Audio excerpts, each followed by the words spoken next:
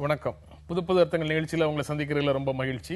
இன்றைய நிகழ்ச்சியில் பங்கேற்பதற்காக பாரதிய ஜனதா கட்சியின் GR ரவிச்சந்திரன் அவர்களும் பாட்டாளி மக்கள் கட்சியின் K பாலு அவர்களும் நம்ம அரங்கத்திற்கு வந்திருக்கிறார்கள். வணக்கம்.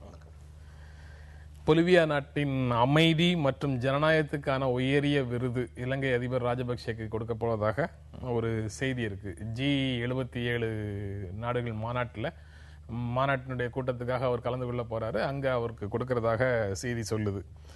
ஆப்கானிஸ்தான், ஈராக் இந்த நாடுகள் மேல படையெடுத்த அமெரிக்கா நாட்டின் அதிபர் பராக் ஒபாமாவுக்கு அமைதிக்கான நோபல் பரிசு, ராஜபக்சேக்கு அமைதிக்கான ஜனநாயகத்துக்கான உயரிய விருது.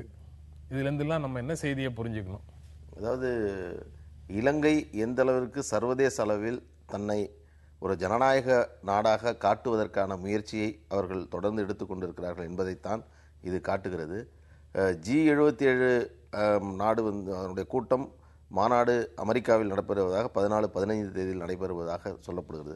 அதனுடைய அங்கமாக இந்த விருது வழங்கப்படக்கூடிய செய்தி அல்ல, இது ஒரு தனி நிகழ்ச்சி.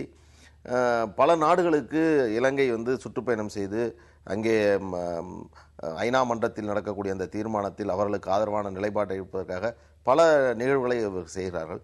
இது நகைப்புக்குரியதாக இருக்கிறது.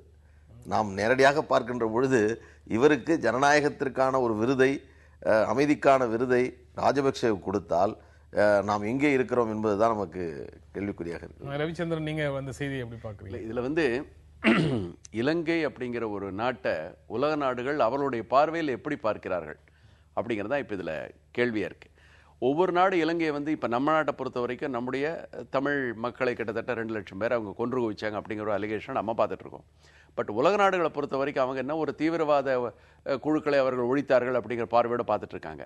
ஸோ ஒவ்வொரு நாடும் அவங்க பார்வையில் பார்க்கும்போது எனக்கு இதில் ஆச்சரியம் என்னென்னா, உலக நாடுகள் ஐநா சபையினுடைய தலைவர் கூட அதிலெல்லாம் கலந்துக்க போகிறாங்க மாதிரி நியூஸ் சொல்கிறாங்க. ஐநா சபையை சொல்லி தான் அந்த தீர்மானங்கள்லாம் அதில் இலங்கையை ஒரு போருக்கு நாடாக அறிவிக்க வேண்டும், ஒரு குற்றவாளியை அறிவிக்க வேண்டும் அப்படின்லாம் நிறைய தீர்மானங்களை போட்டிருக்கோம். அவங்களே மறுபடியும் இதில் அவருக்கு ஒரு பரிசு கொடுக்க போகிறாங்க, அதில் கலந்துக்க போகிறாங்க. அப்படிங்கும்போது இது எந்த விதமான ஒரு அரசியல்னே எனக்கு புரிய மாட்டேங்குது. ஏன்னா அவரை இப்படியும் சொல்கிறாங்க, அதே யுனைடெட் நேஷன்ஸில் அவரை பாராட்டியும் பேசுகிறாங்க, அவருக்கு பரிசும் கொடுக்குறாங்க.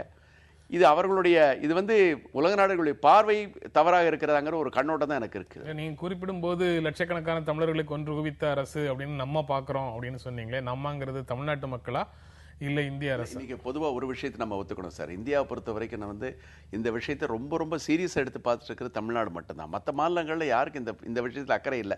அதுக்கு பல காரணங்கள் இருக்கலாம். ஆனா நம்ம தமிழ்நாட்டை பொறுத்த வரைக்கும் அதை நம்ம ஒரு பெரிய விஷயமா எடுத்து நம்ம செஞ்சுட்டு இருக்கோம்.